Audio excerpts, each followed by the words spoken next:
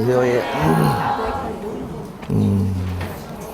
자, 뭐 교재는 일단 요 요약집 계속 지난달에 하신 거 이어서 좀 이론을 좀 더 좀 복습할 겸해서 보시고, 이 앞에 문제지에도 이론이 있죠? 네, 한번 읽어보시는데 조금 양이 부족하니까 그거 좀 추가적으로 더 넣어서 보셔야 되는 것 같습니다. 어차피 뭐 이론은 그 제 앞에 이론서랑 요약집이랑 거의 비슷하기 때문에 일단 문제지를 쭉 풀면서 이론 정리를 좀 하시는 거로 진행을 하겠습니다. 34페이지부터 보실까요?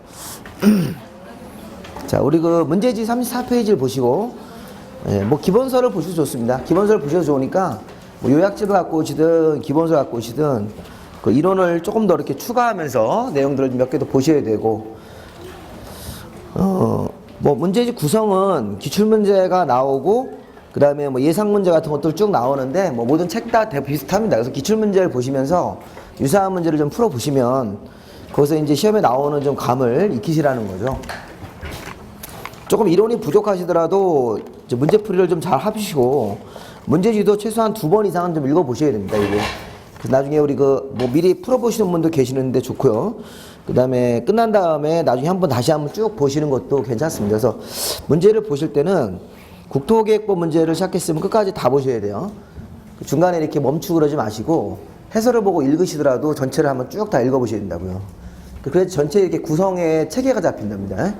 그러니까 이게 그 국토계획법 내용이 많은데 그거를 전체를 이렇게 시작하면 끝에 앞에 그 총칙 용어부터 시작해서 맨 끝에 토지거래 허가제까지 거기 한 번에 쭉 볼 줄 아셔야 돼요. 그래야지 나중에 그 실제 시험장 가서 12문제를 푸실 때 아 이게 어디서 나왔다는 거를 좀 감을 잡죠. 도시개발 같은 경우는 한번 시작했으면 끝부분을 다 마무리하고 이런 식으로 이제 공부를 좀 해나가셔야 됩니다. 이렇게 자꾸 이렇게 넓은 범위를 이렇게 대충 훑으더라도 훑고 두 번째 또 훑고 있다 보면 그 첫 번째 1회나 1회 때 이렇게 순환하는 것보다 안 보이던 게 눈에 보이는 게 있어야 됩니다. 그래서 좀 세부적인 사항들은 중간중간에 좀 보시면서 확인하겠습니다. 그 1번에 보시면 그 국토계획법의 맨 앞에 총칙이라는 파트가 있어요. 총칙에서는 법을 만든 재정 목적 같은 거 국토계획법도 문제 보시면 근데 목적 같은 거는 거의 시험 문제 다루질 않고 국토계획법에서는 시험에 다루는 게 용어입니다. 용어. 국토계획법에서 사용되는 용어에 관한 설명이다. 옳은 것은 자 우리 국토계획법에서는 맨 처음에 우리 국토에 대해서 계획 수립하는 게 나오죠. 일단 기본적으로 도시군계획이라는 게 있는데 그냥 줄여서 도시계획이라고 호칭하고 자 도시계획은 도시기본계획과 도시관리계획으로 구분돼야 되는 거죠. 이렇게 광역도시계획과 도시관리계획을 구분하시면 안 됩니다.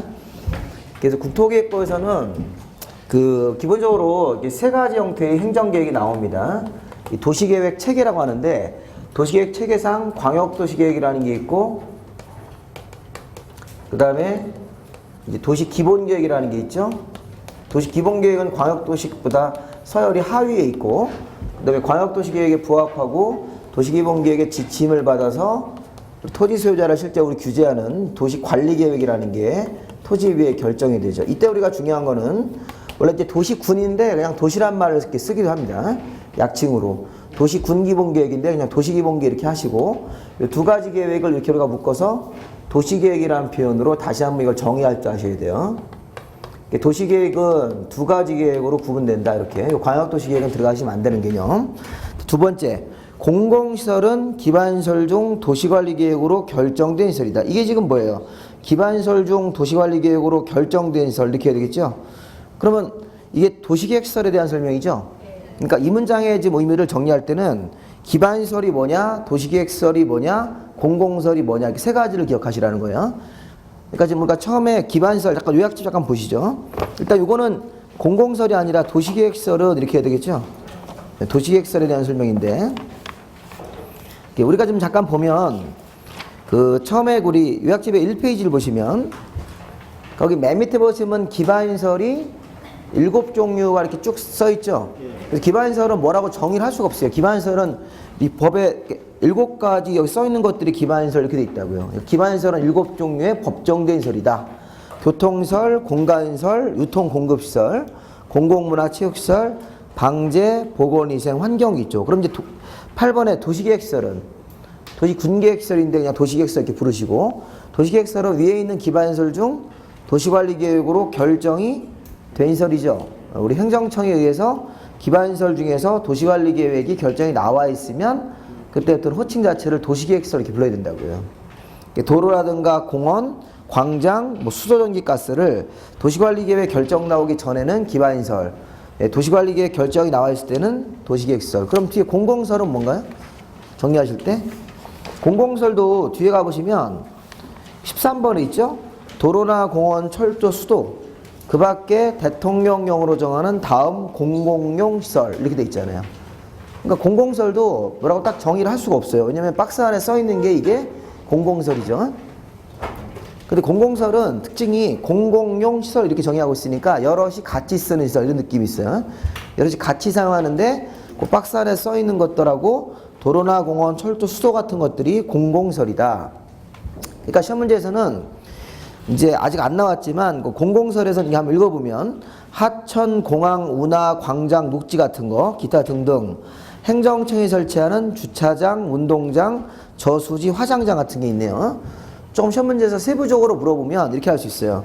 항만, 공항, 운하, 주차장, 뭐 운동장 이런 것들 이렇게 섞어서 항만, 공항, 운하 이런 것들은 앞에 행정청이 설치한다는 말이 없잖아요. 그럼 행정청이 설치했든 비행정청이 설치했든 둘 다 공공설을 볼 수 있다는 얘기예요. 근데 주차장이라든가 운동장, 화장장이나 공동묘지 이런 것들은 행정청이 설치할 때만 공공설이죠. 그런 건 아직 시험 문제 안 나왔는데 요즘 시험이 어렵잖아요. 어려우니까 이것도 한번 보시라고요. 그러니까 이걸 섞을 수 있어요. 시험 문제에서. 항만, 공항, 주차장, 운동장 이런 것들은 행정청이 설치하는 경우에만 공공설 이렇게 하면 틀리잖아요. 섞으면 안 되죠. 그 좀 전에 그 항만, 공항은 행정청이 설치하든 행정청이 아닌 자가 설치하든 모두 다 공공설로 인정하고 거기 그 주차장이나 운동장, 저수지 그럼 사람 죽었을 때 화장하죠. 그렇죠? 화장장이나 공동묘지 이런 것들도 그 있는데 그건 행정청이 설치하는 경우에만 너 좀 세부적으로 들어왔긴 했는데 요즘에 하도 시험이라는 게 이제 예상을 못하니까 하도 이제 그런 이상한 시험 문제를 내는 거예요. 아 이제 떨어뜨릴 생각으로 아예 시험 문제에서 이런 거는 니들이 못 읽었지 이렇게 이런 식으로 문제를 내는 경우도 있습니다. 그래서 종종 우리가 그런 문제도 공부해서 한 그 뭐 많이 나오면 한 8개까지 나올 수도 있어요. 8개라는 게 무슨 얘기냐면 우리 그 기본서에 이렇게 무슨 뭐 경미한 사항은 그러하지 않다는 거. 경미한 사항이 한 30가지인데 그 중에 10번 하나 내고 15번 내고 이렇게 하면 이거 어떻게 찾을 거예요? 난 시험장 가서.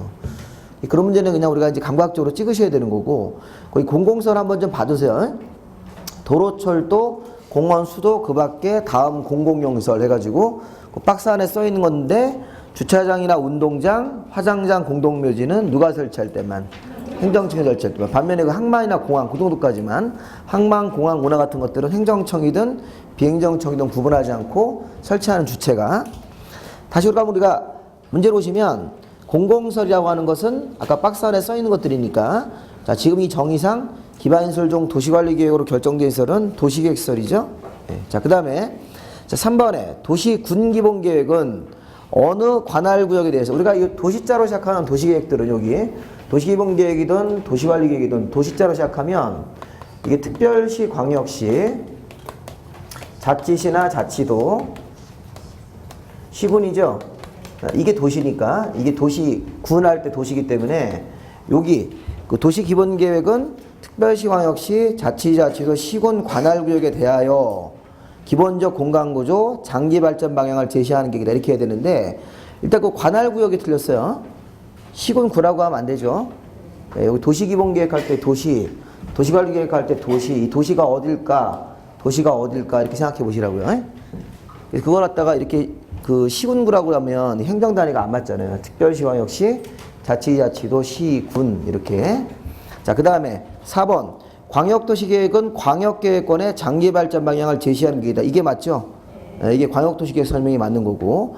자, 5번에 용도구역이란 용도지역의 행위 제한을 강화하기 위해서 자, 우리 용도구역은 5종류죠. 일단 어디 쓰세요. 용도구역은 5종류가 있었죠. 개발제한구역, 도시자연, 시가와 수산자원, 입지규제인데 이 용도구역을 왜 하는 거냐면 자, 일단 용도지역 및 용도지구에 이렇게 하셔야 돼요. 일단 그 지문이 밑에 해설 보시면 됩니다. 용도지역 및 지구의 제한을 강화만 하는 게 아니라 제한을 강화 또는 완화하기 위해서 이렇게 하는 거죠. 그래서 이게 중요한 표현이 용도지역 그다음에 지구 이런 것들을 지정하고 나서 그 이후에 추가적으로 용도 구역을 정해서 용도 지역 및 지구의 제한을 강화 또는 완화하여 규제를 따로 정함으로써 그 정도까지 거기까지만 기본적으로 보시면 돼요. 뭐 시가지의 무질서한 확산 방지나 뭐 단계적 토지용 도모 이런 것들은 시험에 나올 만한 표현은 아니니까. 그래서 용도 구역은 5종류가 있고 정리를 하실 때 용도 지역 및 지구의 제한을 강화하거나 완화하는 거죠. 자, 그 다음에 그 문장에 또 틀린 게 있습니다. 시장 군수가 틀렸어요. 시장 군수라고 하시면 안 돼요. 용도 구역을 지정하는 도시관리계획 결정은 용도 구역을 정하는 것은 국토부 장관님이 할 때도 있고 시도지사님이나 대도시가 할 때도 있어요.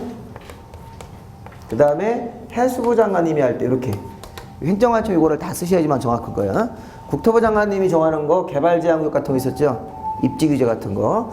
시도지사나 대도시가 하는 거는 도시자연보호구역. 수산자원보호구역은 해수부 장관이죠.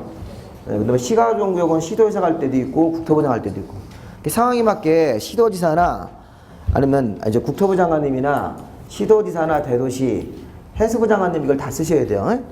그 행정관청이 도시관리계획을 결정하는 지역이다 이렇게 돼 있지 않습니까? 그래서 용도 구역은 용도 지역 및 지구 행위 제한을 강화 완화하기 위해서 그 다음에 시장 군수가 아니라 여기 국토부 장관, 시도나 대도시, 해수부 장관님이 도시관리계획으로 결정하는 지역이다 이렇게 되겠습니다. 그래서 이런 문제를 이렇게 보면서 조금 약간 옛날 문제긴 하지만 이런 형태로 기출문제에서 많이 줍니다. 이게 기출문제에서 이 정도까지는 한번 좀 보시고, 자 이제 예상문제 1번 보시면 국토계획법 규정된 내용으로 틀린 것은, 자 도시계획 사업이라는 용어 나오면 뭐가 생각나셔야 돼요?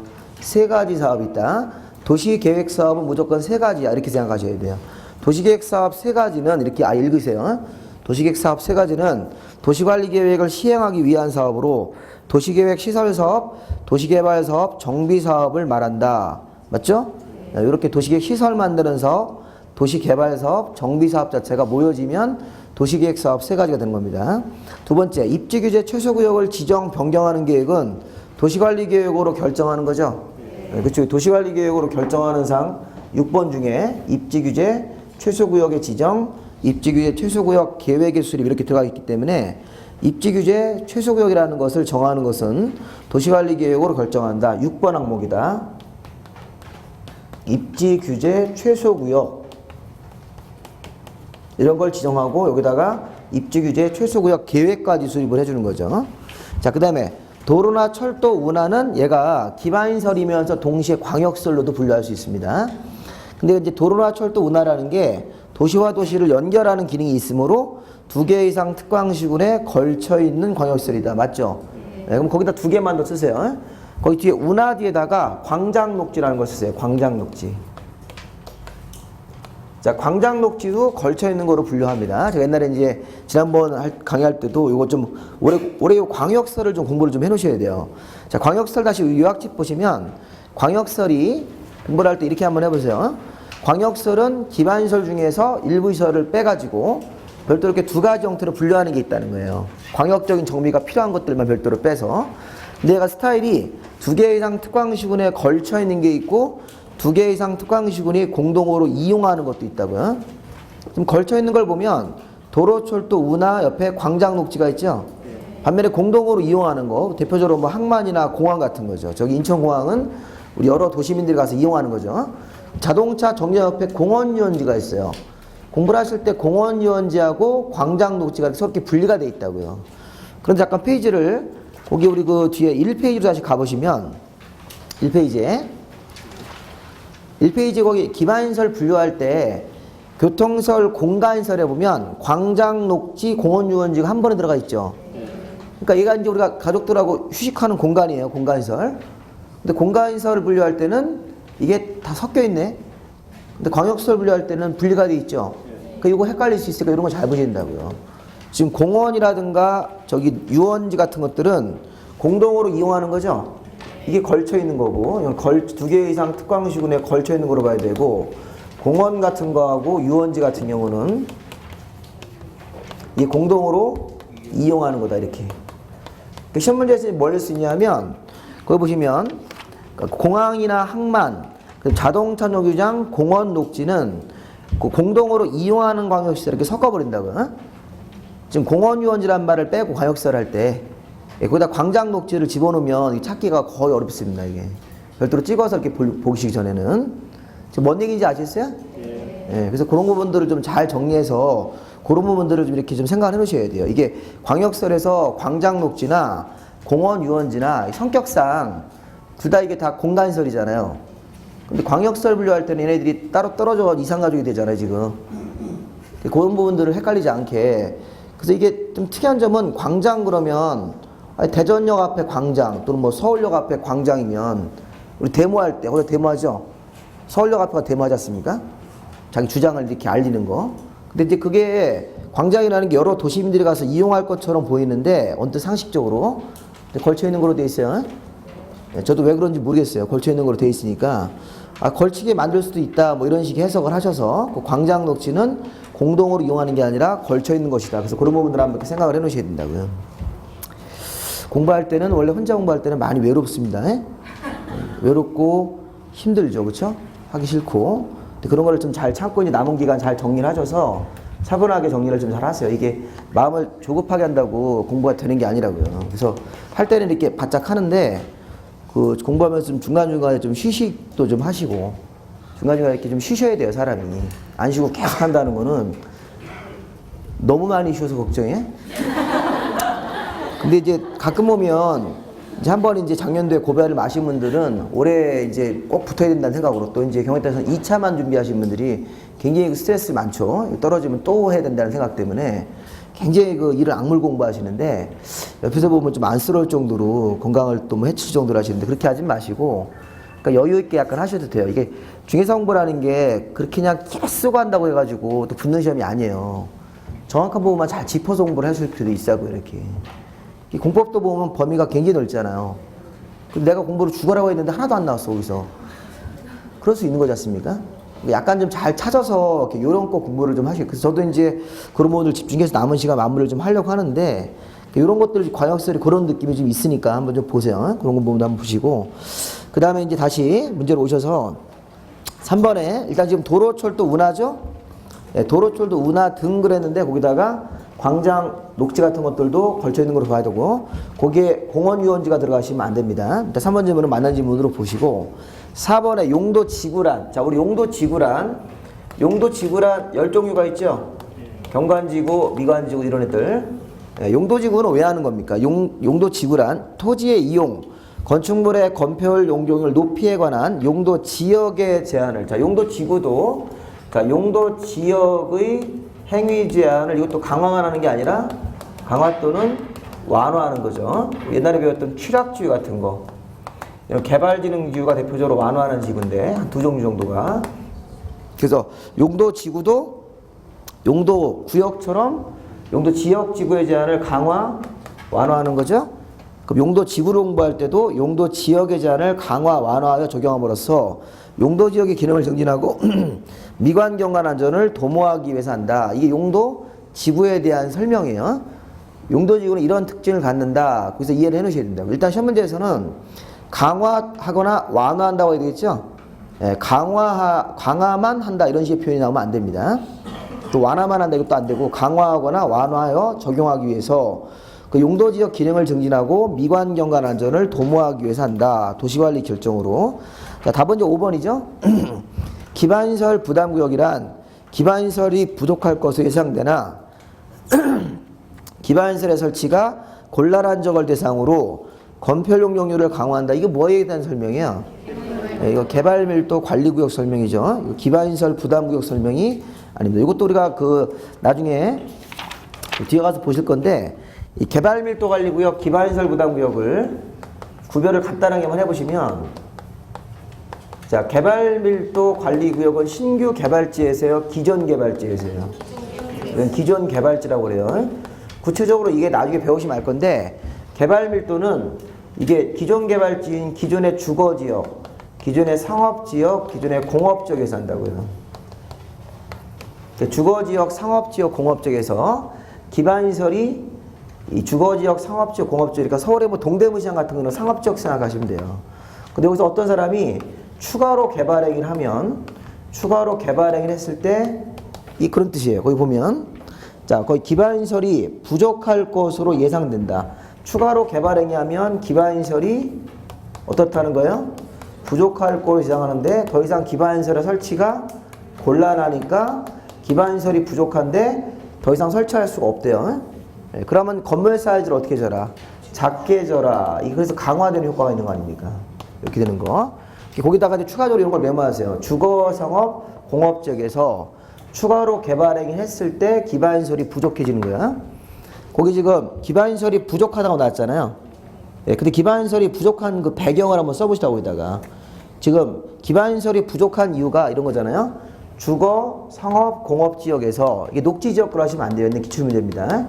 개발 밀도는 주거, 상업, 공업 지역에서 개발행위, 추가로 기존 개발행위가 이미 되어 있는데 추가로 개발행위 하면 기반시설이 이때 부족할 것으로 예상된다. 근데 기존에 우리 동대문 시장에서는 더 이상 기반시설 설치가 곤란하잖아요. 곤란할 때 이런 개발 밀도를 정한다. 반면에 기반시설 부담구역에서는 어디서 하는 거예요? 신규 개발지에서 하는 거죠. 이렇게 해야 된다고요. 개발 밀도랑 중복되지 않도록 개발 밀도 외의 지역에다가 개발 밀도 외의 지역에서 신규 여기 보세요. 추가 개발 기존 개발지니까 추가 개발이란 말 쓰고 이거는 신규 개발 사업을 하는 거예요. 신규로 개발 사업을 하면 자 개발 밀도 외의 지역에 나가서 기존에 주거, 상업, 공업 쪽 외곽 쪽에 나가서 신규로 아파트 사업을 한다. 그럼 기반시설의 설치가 필요하기 때문에 이런 기반시설을 의무적으로 설치하기 위해서 정하는 장소가 기반시설 부담구역이죠. 그래서 우리가 지금 개발밀도관리구역은 기존 개발지에서 건물 사이즈를 작게 줘라 이러는 거고 기반시설이 부족한데 더 이상 설치할 수 없으니까 자, 신규 개발지에서는 기반시설을 의무적으로 부담시켜라. 기반시설을 의무적으로 설치하는 장소를 강제로 정하겠다는 거예요. 기반시설부터 먼저 만들고 아파트 줘라 이런 얘기니까. 정답은 5번. 자, 그다음 2번 문제. 국토계획법상 도시관리계획 설명으로 옳은 것은 자, 그 도시계획이 또 나왔네요. 자, 도시계획은 특별시, 광역시, 자치자치도, 시군이죠. 도시자로 시작하니까 자 이렇게 특광시군에 대한 공간구조와 발전방향 계획이고 그 뒤에 또 나왔네. 아까 기출문제처럼 광역과 도시기본계획으로 구분하는 게 아니라 도시기본과 도시관리계획으로 구분해야 되는 거죠. 틀렸고 자 도시관리계획은 특별시, 광역시, 자치자치도, 시군에 장기발전 방향을 제시하는 계획이 아니에요. 이건 도시기본계획 설명이에요. 도시관리계획은 어떤 계획입니까? 특광시군을 개발정비 보전하는 계획이죠. 네, 특광시군을 실제 개발하고 정비하고 보전을 하는 일종의 실행계획이라고 합니다. 도시관리계획은. 도시기본계획이라는 게 장기 발전 방향을 제시하는 계획이죠. 네, 장기 발전 방향을 제시하는 계획이다. 이렇게 뭐 그런 것들 얘기가 나옵니다. 그래서 우리가 그러니까 우리 어떤 항상 조직에서는 리더는 이렇게 발전 방향만 제시를 하는 거예요. 구체적인 것들은 이제 각자 그 실무진들이 해야 되는 거죠. 근데 우리나라 리더 중에 일부는 막 강론을 막 얘기하는 리더들이 있어요. 그래서 이제 리더가 자기 역할을 모르는 거죠. 그 일종의 그 쇼하는 건데 좀 그런 분들이 좀 있더라고 보니까. 그러니까 어떤 리더가 뭐뭐 해라. 우리 학교 교장 선생님이 1학년 3반 몇 분 단 애들은 뭐 해라 이렇게 시키는 거예요. 교장 선생님이. 그게 이제 교장 선생님이 자기 위치를 망각한 거예요. 교장 선생님은 이렇게 큰 틀만 제시하는 거죠. 그 개별 선생님들한테만 뭐만 지시하는 거지. 이거를 강론을 지시하고 그러면 이게 이제 우리 공법에서 배운 것처럼 체계를 무시하는 거라고요. 그래서 이게 자기 그 주제 파악을 잘해야 되는데 그 주제 파악을 못 하시는 분들이 일부 있어요. 근데 이게 어떤 의도를 가지고 하시는 것 같아요. 이게 뭐 대통령 이하 여러 우리나라 기관장들이 막 너무 세부적인 사항들을 막 짚는다고요. 근데 그거는 사실은 좀 문제가 있는 거죠. 자, 어쨌든 중요한 거는 이런 도시관리계획이란 특별시, 광역시, 자치자치도, 시군에 대한 발전 방향이 아니라 이건 도시기본계획 설명이니까 도시관리계획 설명으로 보여드리겠습니다. 자, 3번에 도시기본계획은 시도 또는 대도시 안에서 수립하는 겁니다. 아까 얘기했잖아요. 도시기본계획은 어디서 수립하셔야 돼요? 특별시, 광역시, 자치자치도, 시군 안에서 수립한다. 주의할 점은 그 동그라미 1번 지문에 보면 그 군할 때 광역시 안에 있는 군은 제외한다는 거 있었죠? 그런 것도 한번 읽어보셔야 돼요. 네, 이게 특별시, 광역시, 자치자치도, 시군할 때 이 군이 자, 도 밑에 있는 군을 말하는 것이다. 자, 이게 광역시 안에 있는 군은 제외하는 거야. 이게 무슨 말인지 아셨어요? 네. 여기 지금 인천광역시가 도시로 들어가 있잖아요. 하나의 도시로. 근데 인천광역시 안에 강화군을 또 도시로 넣으면 안 된다는 거예요. 이게 개념 자체가 혼동되니까. 서울특별시가 하나의 도시죠. 인천광역시도 하나의 도시죠. 근데 도시인데, 얘네들이 다 도시인데, 여기 끝에 있는 군은 도 밑에 있는 군을 말하는 거예요. 도 밑에 있는 군. 충청북도 영동군 이런 데를 말하는 거지. 광역시 밑에 있는 군은 인정하지 않겠다. 그거를 좀 잘 생각해 보셔야 됩니다. 옛날에 이런 것도 시험 문제였잖아요. 광역시 안에 있는 군을 포함한다. 이런 식으로. 그런 것도 시험 문제 나온 적이 있었습니다. 자, 그 다음에 4번. 광역도시계획이란 특별시 광역시의 장기 발전이 아니라 광역계획권의 장기 발전 방향. 자, 5번. 지구단위 계획은 도시계획 수립 대상지역 전부예요, 일부예요? 일부에 대해서 토지 이용을 합리화하고 기능을 증진하는 계획이다. 이렇게 되겠죠. 지구단위 계획은 도시계획 수립 대상지역 전부가 아니라 일부에 대해서, 그렇죠? 일부에 대해서 토지 이용을 합리화하고 기능을 증진하는 계획이다. 또 미관을 개선하고 양호한 환경을 확보하는 계획이다. 그 뒤에 있는 말들은 시험 문제 나올 만한 문장이 아니고 지구단위 계획이라는 계획 자체가 이렇게 도시에 도시계획 수립 대상지역이 도시니까 도시 전부에다 지구단위 계획 수립할 수도 있어요? 그럼 없다는 거야. 지구단위 계획은 그런 거는 불가능하다는 거예요. 지구단위 계획은 항상 도시의 일부 이렇게 서울특별시라는 도시의 삼성동 이렇게 삼성동 그 동에 대해서만 지구단위 계획이 나오는 거지. 그것도 꼭 우리가 인식을 하셔야 됩니다. 답은 지금 5번이겠죠? 다음에 이제 뒤에 문제. 자, 3번. 국토계획법상 용어 설명이 다 틀린 것은 자, 도시계획 사업은 아까 도시계획 사업은 몇 가지 있었어요? 3가지가 있었는데 그 도시계획 사업은 이 법이나 다른 법으로 시행한다는 거죠? 네, 도시계획 사업은 대부분 다 그런 거 가지고 시험 문제를 냅니다. 도시계획 사업은 세 종류가 있다. 그래서 아까 얘기한 도시계획 시설 사업이라는 거 있었죠? 도시개발 사업이라는 것도 있었고 그다음에 정비사업이라는 게 있었잖아요. 그러면 정비사업은 정비법, 도시개발사업은 도시개발법, 시설사업은 이 법이죠. 우리가 지금 배우는 거 국토계획법에 따라서 시행을 한다. 그러니까 지금 이 법에 따라 시행한다 이런 표현을 아셔야 된다고. 시행한다 이렇게. 도시개발법에 따라서 도시개발법이니까 이 법 입장에서는 다른 법으로 봐야 된다고요. 다른 법, 도시개발법이라고 쓰고 도시개발법에 따라서 시행한다. 이거는 도시 및 주거환경 정비법에 따라 시행한다. 그래서 우리가 좀 하나 더 깊이 들어가 보면 이런 시설 사업을 이 법에 따라서 어떻게 시행했어요? 사업하는 순서 한번 써보셔야 돼요. 도시계획 시설 사업을 할 때는 도시계획 시설 사업을 하기 위해 제일 먼저 도시관리계획 결정이라는 걸 먼저 하셔야 돼요.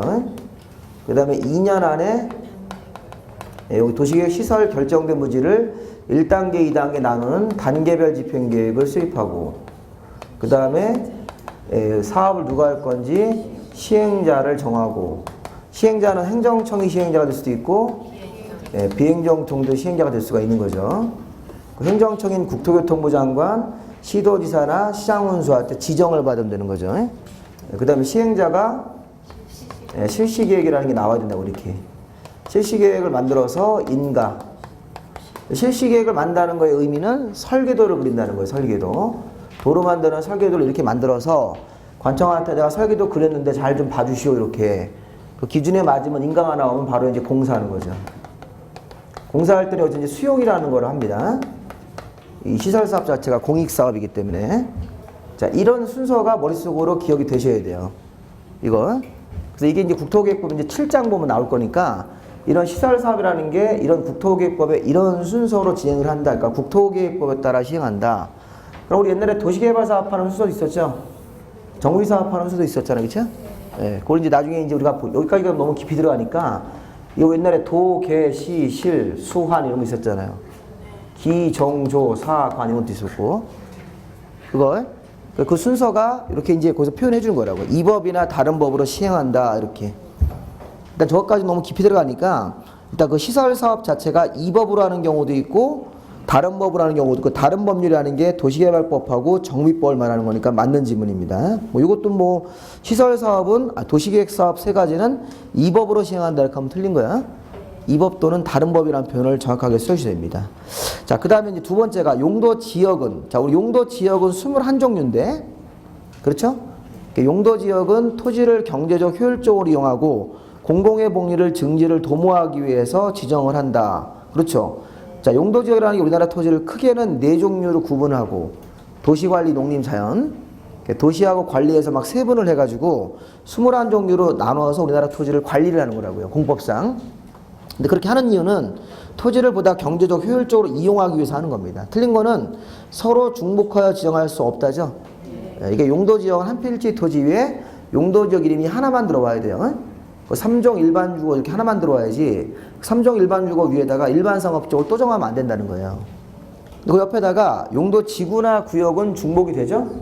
이렇게 용도지구제도나 용도구역제도는 한 필지 토지 위에 이게 중복이 가능하다 이렇게 쓰시면 되겠습니다. 그래서 용도구역하고 용도지구는 중복지정이 가능하다. 자, 3번 항만공항 광역시설이 또 나왔네요. 항만공항 자동차 정류장 이런 것들은 2개 이상 특광시군이 공동으로 이용하는 광역시설입니까? 그렇죠. 그러니까 항만공항 자동차 정류장은 공동으로 이용하는 것이다. 맞죠? 그럼 우리 항만공항 자동차 정류장 여기서 뒤에다가 추가적으로 공원하고 유원지도 이렇게 쓰시면서 공원 유원지도 공동으로 이용하는 광역시설이다. 맞고. 자, 국가계획이란. 자, 우리 국가계획은 항상 2가지 요건이 들어가야 됩니다. 정리를 하실 때 국가계획 안에는 2가지 요소가 꼭 들어가셔야 돼요. 중앙행정기관이 법률에 따라 수립하고 국가 정책을 위해 만드는 계획. 요까지가 첫 번째 요건입니다. 중앙행정기관의 장이 법률에 따라 수립한다. 1조건. 근데 그 안에 도시기본계획의 일부 내용이나 도시관리계획으로 결정할 사항이 포함돼야 돼요? 포함이 안 돼야 돼요? 포함이 되어야지만 국가계획으로 인정한다. 이렇게. 사실은 국가계획은 여기서 우리 체계상 자 이런 도시계획 체계보다 더 위에 있는 게 국가계획이라고요. 이 국가계획이 이제 우리 세 가지 계획을 보통 우리가 도시계획 체계라고 하는데 도시계획 체계인 이 세 가지 계획보다 더 위에 있는 계획이다. 최상위 성격을 갖고 있죠. 도시계획이란 체계보다 더 위에 있으니까. 그럼 문제는 국가계획이 되려면 항상 2가지 요건이 맞아야 돼요. 자, 누가 만드셔야 돼요? 중앙행정기관이 법률에 따라 수립하는 계획이다. 근데 그 안에는 도시기본계획으로 들어갈 내용들 또는 도시관리계획으로 결정할 사항입니까? 네, 그렇게 도시기본계획의 내용이나 아니면 도시관리계획으로 결정할 사항이 포함되어야 되는 거죠.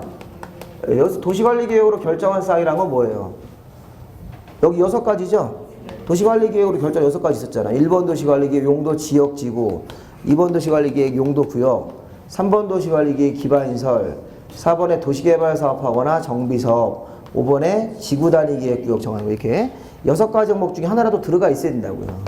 도시관리계획을 결정할 사항이 들어가 있어야 된다. 옛날 기출문제에서 국가계획을 시험 볼 때 도시관리계획으로 결정할 사항이 포함되지 않았을 때 국가계획이다 이렇게 냈었다고요. 반대로 이렇게 포함이 돼야지만 국가계획이다. 그래서 국가계획 그러면 2가지가 생각나야 된다 이렇게. 2가지가 생각납니다. 나중에 그런 것만 한번 녹음해가지고 한번 이렇게 한번 보여드릴 필요가 있어요.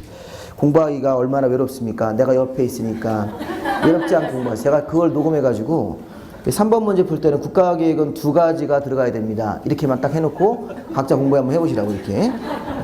그러면 이제 누가 옆에서 코치를 해주니까 2가지가 뭔지를 확인하고 이제 그런 걸 한번 녹음해가지고 혼자 공부할 때 너무 심심하니까 옆에 제가 노래도 한 번씩 불러드리고 못 노래는 모르지만 하도 공부를 안 하니까 사람들한테 우리 저기 그 집안에서 보면 집안의 형들이 이제 좋은 대학교를 진학하면 서울에 이제 1, 6권 대학을 진학하면 그 동생들도 그렇게 가죠. 그 이유가 있는 거잖아요, 그죠? 그러니까 이건 과외랑 별도로 학교 자기 집안 내에서 이제 굉장히 좋은 그런 그 형들이 머리가 좋고 그래서 뭐 공부를 잘해서 이제 서울대학교라든가 연고 이런 데 가면 밑에 애들도 그렇게 간다고요. 최소한 못 가도 서울에 이제 중위권 대학교, 뭐 중앙대학교 이런 데 가지 않습니까? 그게 왜냐면 형들이 공부하는 방법을 가르쳐서 올 테니까요. 형들이 다 코치를 해주는 거 이렇게 하라고. 요 시간까지 요 공부를 꼭 해야 된다 이렇게 하니까 애들이 그것 따라 그대로 한다고 애들이. 그러면 시험 문제 나오는 것도 대부분 이제 자기들이 과외받는 것도 알려주고 이렇게. 그러니까 이제 돈도 돈이지만 계속 그렇게 이제 데리고 이제 이렇게 내려가는 거죠. 그런 식으로. 그러니까 이게 그런 거를 지금 집안에서 한 명 누가 그런 사람이 나와야 돼요. 사실은. 나오면 이제 동생들을 끌고 가주는 거죠.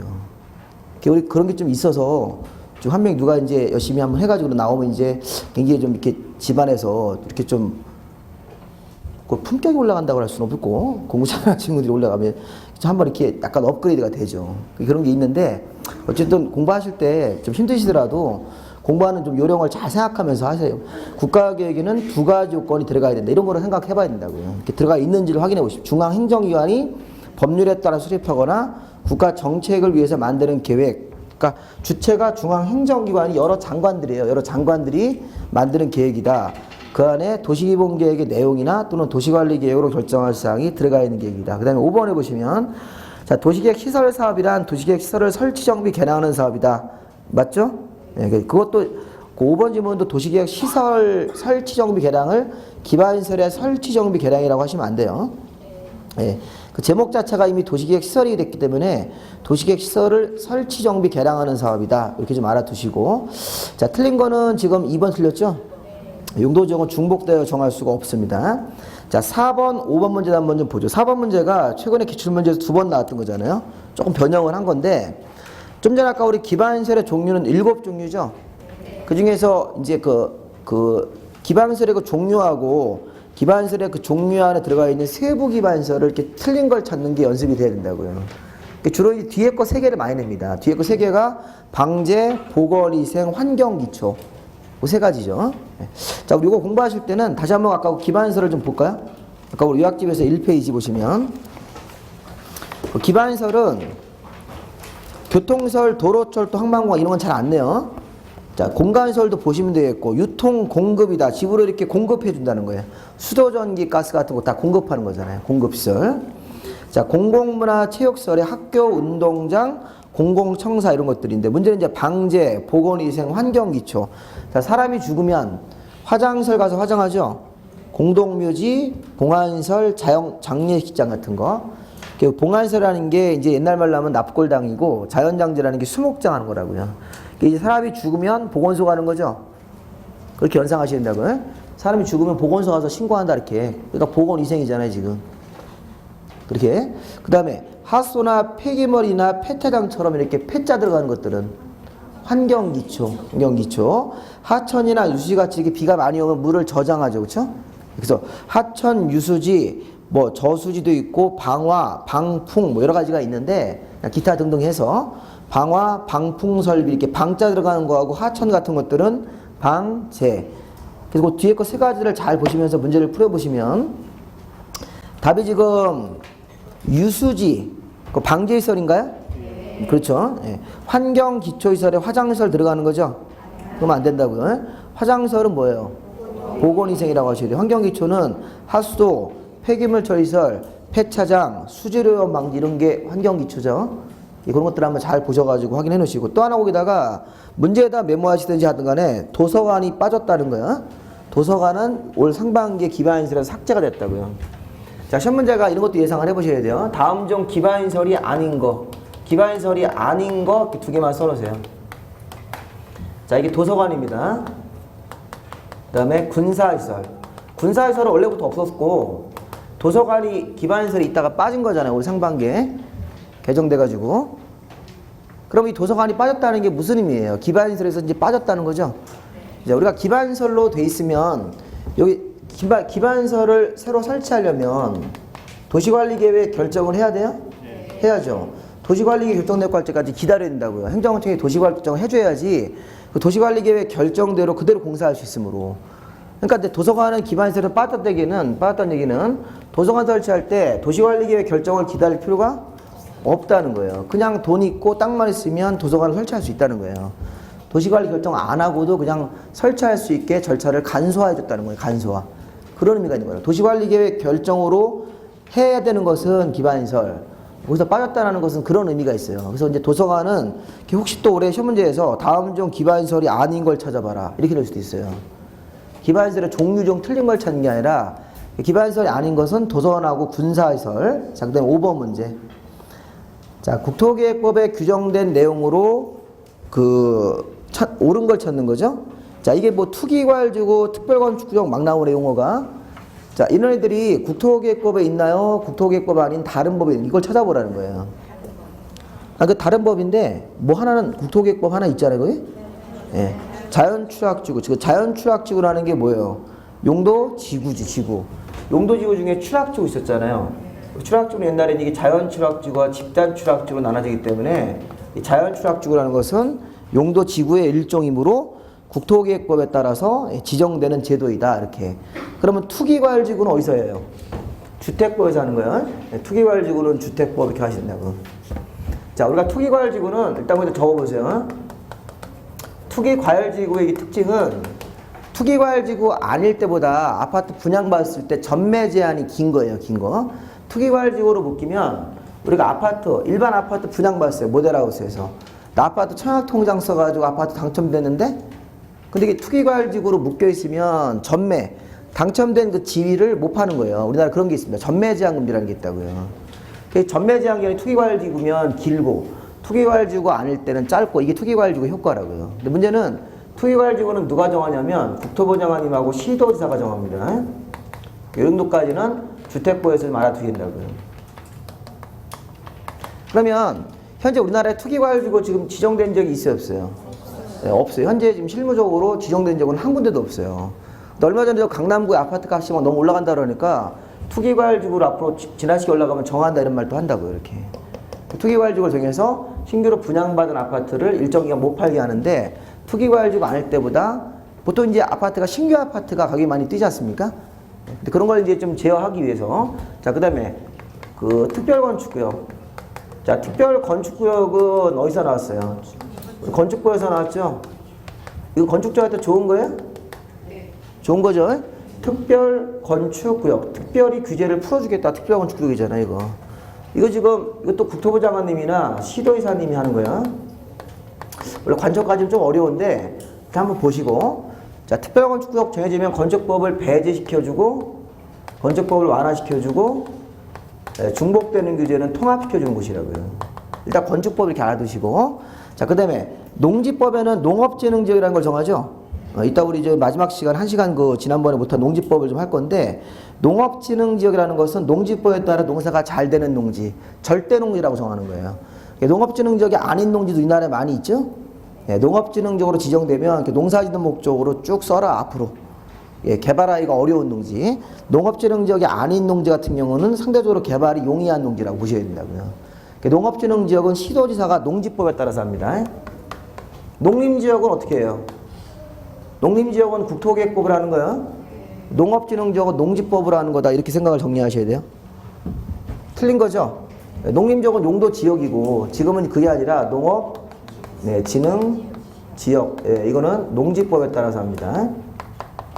관청은 시도지사가 농업진흥지역을 정하고 최종적으로 농림부장한테 승인까지 받는 건데 일단 시도지사가 지정권자라고 보시면 되고 하나 더 보시면 정비구역은 정비법을 하겠죠. 정비법이니까 정비구역이죠. 그리고 재건축 재개발 사업을 할 때는 정비구역을 정해서 한다. 자 오른쪽에 이제 자 거기 그 다음 문제 도시관리계획으로 결정해야 되는 사항만을 모르는 것은 저희 또 기출문제 아닙니까? 작년도 시험 문제인가요? 그렇죠? 별로 어렵지 않죠? 도시관리계획으로 결정하는 것은 도시자연공구역이면 도시관리계획으로 결정할 사항 중에 몇 번이에요? 2번이죠. 2번. 여기 2번에 우리 개발제한구역, 도시자연공구역, 시가조정구역, 수산자원이니까 여기 들어가는 거죠. 도시자연공구역에. 자, 그 다음에 개발밀도관리구역이라고 돼 있습니까? 자, 아까도 설명 간단한 거. 개발밀도관리구역이나 이런 기반시설 부담구역은 도시관리계획으로 결정할 사항은 아니다. 그냥 별도로 있는 제도지. 이게 개발밀도관리구역 할 때 끝에 구역으로 끝났지만 얘는 용도구역이 아니잖아요. 네, 거기 위에 도시자연공원구역은 용도구역이다. 여긴 용도구역이죠. 네, 개발제한, 도시자연, 시가환화수한자원은 용도구역이니까 도시관리계획으로 결정해야 되고 개발밀도관리구역은 그냥 구역이라고 하셔야 돼요. 용도구역이 아니라 도시관리계획 결정으로 들어가는 용도구역이 아니기 때문에 그냥 개발밀도관리구역은 별도의 그냥 절차다. 이렇게 국토계획법에 들어가 있는데 도시관리계획을 결정하는 것은 아니다. 자, 도시개발 사업은 4번 도시관리계획이죠. 도시개발 사업하거나 정비 사업하는 계획. 그 다음에 기반설의 설치 정비 개량이니까 3번이죠. 네, 정답은 5번이네요. 네, 이렇게. 다음 문제. 자, 6번에 보시면 국토계획법상 주요 내용이다. 이 앞에 부분은 용어니까 그냥 쭉 문제를 풀어보셔야 된다고요. 문제를 풀어보실 수밖에 없습니다. 이 부분은. 무슨 뭐 이론을 정리할 게 없어요. 그냥 용어 풀면서 각각 구별하시면 됩니다. 용도지역은 현행법상 크게 4종류죠. 도시관리, 농림자연. 21종류로 세분할 수 있습니까? 네, 그러면 도시지역과 자연환경보전지역 안에서 세분할 수 있다. 맞아요, 틀려요? 도시지역과 자연환경 보존지역이 아니에요. 도시지역하고 관리지역에서 해본다는 거죠. 여기 보면 도시지역, 관리지역, 농림지역, 자연환경 보존지역이잖아요. 이렇게. 도시지역 안에서 이게 이제 세분이 된다고요. 관리지역 안에서 세분되는 거죠. 도시지역은 일단 주, 상, 공, 녹인데 주거지역이 다시 6개죠. 1, 2종 전용, 1, 2, 3종 일반 준주거. 이거 못 외우고 시험장 들어가시면 안 돼요. 제가 시험장 자꾸 그렇게 하시면 제가 시험장 와서 이거 물어봐가지고 모르시면 못 들어가게 할게요. 28,000원 다시 이게 하고 집에 가시라고. 이거 모르면 이게 가장 국보에서 기초인데 나는 모르는데 이거 상업지역 중일근유, 공업지역 전일준, 녹지지역은 보생자예요. 보생자. 그럼 관리지역은 여기 보생자를 본따서 보생계를 만든 거잖아요. 그러니까 항상 우리 그 부동산 공부를 하실 때는 이게 공법에서는 21가지로 우리나라 땅을 구분하는 거라고요. 땅의 이름을 명명할 때. 그럼 이 공시법에서는 뭐래요? 지적법 같은 거 배우실 때는 28가지죠? 지목이라는 게 있잖아요. 그러니까 이게 법의 특징에 따라서 그 공간정보 구축 관리법 할 때는 28가지 땅으로 그 법적인 처리를 하는 거라고요. 근데 공법이랑 영역으로 오면 이게 21가지 정도적이죠. 그 다음에 학개론 배울 때는 그때는 학문적인 용어를 막 쓰니까 무슨 뭐 맹지 뭐 이따위 말 막 쓰잖아요. 말도 안 되는 말을. 그 일본 책 베껴가지고. 그런 식의 용어는 이제 각각 그 과목의 특징에 따라 토지에 대해서 부르는 용어를 써야 된다고 이렇게. 그러니까 그걸 갖다가 이제 모르는 사람들은 이게 부동산 공부를 안 한 사람들은 이게 맹지인지 이게 무슨 주거적인 이런 거 전혀 모른다고요. 지목 같은 거 이런 거를 막 혼동을 해버리죠 이렇게.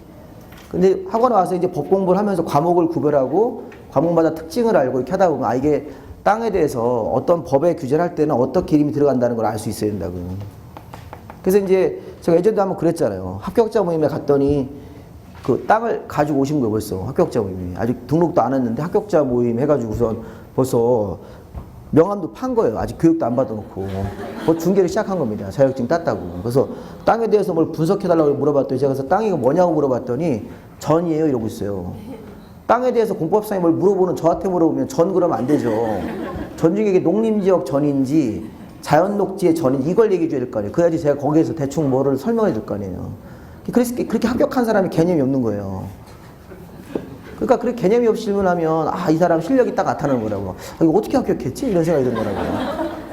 근데 이제 시험은 뭐 형식적인 절차니까 어떻게 또 운이 좋아가지고 잘 붙으신 건데 어쨌든 뭐 붙으면 되긴 되는데 그래서 항상 제가 2번 묻게 하잖아요. 이게 그거 말고 공법에서 배운 땅이 뭐냐고 이렇게 물어보잖아요. 전 말고 전 중에 이게 자연 녹지냐 아니면 뭐 보존 녹지냐 이런 식으로 물어봐야 된다고요. 이걸 알아야지 거기서 건폐율이 몇 프로인지 알 수 있고 용적률이 몇 프로인지 알 수 있잖아요. 건축 제한도 뭔지 알 수 있고. 그걸 딱 이제 공법상의 규제 분석할 때는 그렇게 분석하는 겁니다. 이제 그러려고 이제 21가지 이름을 보시고 두 번째 중앙행정기관의 장이나 지방자치단체의 장은 다른 법률에 따라 1제곱킬로미터 이상의 구역 등을 정할 때 국토부 장관하고 업무 협의라거나 승인을 받는 게 원칙이다. 이게 원칙 지문이에요. 자, 이 지문은 일단 중요한 게 봐야 되면 중앙행정기관의 장이면 여러 장관들이고 지방자치단체 장이면 우리가 얘기하는 시도의사나 시군구청장님인데 그런 분들이 국토계획법 말고 다른 법에 따라서 규모 1제곱킬로미터 이상으로 구역 등을 정하죠.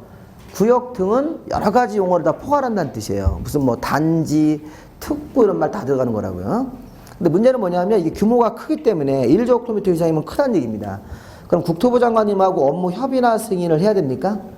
그렇죠. 이런 조항이 있는 거야. 원칙 조항으로 이런 조항이 있습니다. 그래서 물론 여기서 그 예외가 몇 가지가 있어요. 업무 협의나 승인을 안 받은 예외가 있는데 그거 잠깐 쓰고 그것까지만 좀 보고 잠깐 좀 쉬겠습니다.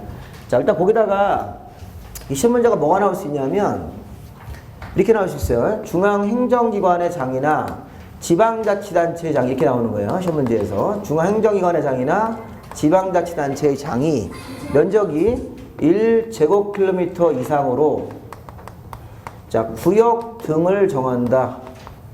자 예를 들어서 자 우리나라의 문화체육관광부 장관님이 관광특구 이건 관광특구도 들어갈 수 있어요. 여기 등자기 때문에 등. 근데 그 정할 때 규모가 얼마면 1km예요. 이게 제곱킬로미터라고 읽어야죠. 거리가 아니잖아요. 면적이잖아요. 면적. 제곱킬로미터 이상일 때는 업무 국토부 장관님하고 업무 협의하셔야 돼요. 같은 장관끼리 업무 협의하는 거고, 지방자치단체장은 승인이라는 걸 받아야 되는 게 원칙이다. 근데 문제는 여기서 예외가 있다는 거예요. 자, 예외는 뭐 농수상, 생태야해죠. 예전에 한번 하지 않았나 이거? 농수상, 생태, 야해 이렇게. 자, 요거는 우리 그 요약집에는 없죠. 있어요, 그거? 요약집이 있으면 요약집 보시면 기본서를 그 3페이지에서 4페이지 넘어가시면 있네요. 그걸 보면 지금 원칙 지문은 그대로 읽어보시면 되고, 자, 예외, 다만 다음 어느 하나의 경우는 업무 협의를 거치지 않는다 이렇게 돼 있어요. 지금 보면 양가로 2번에 박스 안에 양가로 2번 농업진흥지역, 수변구역, 상수원보호구역, 생태경관보전지역, 야생생물 특별보호구역, 해양보호구역이잖아요. 그 앞글자를 딴 겁니다. 용수상, 생태야해 이런 것들은 1제곱킬로미터 이상으로 하더라도 업무 협의나 승인을 한다 안 한다? 안 한다는 거죠. 업무 협의나 승인 안 한다고요. 예. 그리고 군사상 기밀을 지켜야 할 필요가 있는 거, 이 군사시설 보호구역 이런 것들도 업무 협의를 할 필요가 없다는 거예요. 거기다가 그 예외가 아닌 거 2개만 적어보세요. 자, 이 농수상 생태야해는 예니까 예외가 아닌 거. 보전산지, 보전산지나 습지보호지역. 자, 보전산지나 습지보호지역이 나오면 이건 예외가 아님. 예외가 아니면 어떻게 하셔야 돼요? 원칙대로 가야 된다는 얘기죠? 이건 업무 협의나 승인을 하셔야 된다고요. 규모가 1제곱킬로미터 이상으로 할 때는 이렇게.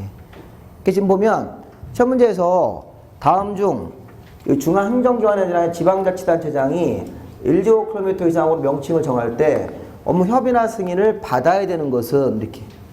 그러니까 예외를 이렇게 쭉 나누니까 여기 1번에 농업진흥지역, 2번에 수변구역, 3번 상수원보호구역 이렇게 하다가 4번에다가 보전산지 껴놓고 5번에다가 뭐 해양보호 하나 껴놓고 이런 식으로 해서 예외 4개에다가 예외 아닌 거 하나 껴놓죠. 그리고 나오는 답이 무조건 보전산지나 습지보호지역 둘 중에 하나니까 나중에 이제 그것도 이제 이런 건 우리가 요런 것 한번 익혀가지고 이게 그 예외 같은 것들이 있으니까 그 예외가 아닌 걸 하나 써놓으시고 그걸 답으로 찾아내시는 겁니다. 그래서 이제 그 6번 문제에서는 그거까지 연상을 해서 보시는 겁니다. 자, 6번에 3번. 도시관리계획은 도시지역에서만 수립한다는 말도 안 되는 얘기를 하시면 안 돼요. 네, 도시관리계획은 도시지역, 관리지역, 농림, 자연에서 필요하면 언제든지 도시관리계획 들어갈 수 있어요. 그렇죠? 이렇게 하면 안 돼요. 도시자로 시작하는 계획이니까 도시에서만 한다고 하시면 안 돼요. 도시지역, 관리지역, 농림지역, 자연환경 아무데나 이런 6가지 도시관리계획은 필요하면 다 들어갈 수 있는 거예요. 농림지역에다가 도로 설치할 수도 있어요? 농지수용에서 할 수 있는 거잖아요. 그렇게 봐야 되겠죠. 자, 그 다음에 현행법상 용도지구는 10종류가 맞고, 자, 그 다음에 이제 5번 지문은 뭔가요? 국토계획법에서 개발행위 할 때는 특광시 운수할 때 허가 받아야 됩니까? 그렇다지. 이게 건물 짓고 물건 쌓고 토토토니까 국토계획법에서 개발행위라는 4글자가 나오면 뭘 얘기하는 거예요? 건물 짓고 물건 쌓고 토토토예요. 그 우리 저 뒤에 가서 배우겠죠? 이렇게 뒤에 있는 얘기를 그냥 총괄적으로 이렇게 딱 물어볼 수 있어요. 개념 자체를 물어볼 수 있다고요. 용어 정리해서 국토계획법에서는 개발행위 5가지 할 때는 허가를 받아야 된다. 그 허가권자는 특광시 운수다. 그런 거 있었죠? 이렇게 일단 보시고 잠깐 쉬었다가 나머지 2문제는 좀 보겠습니다.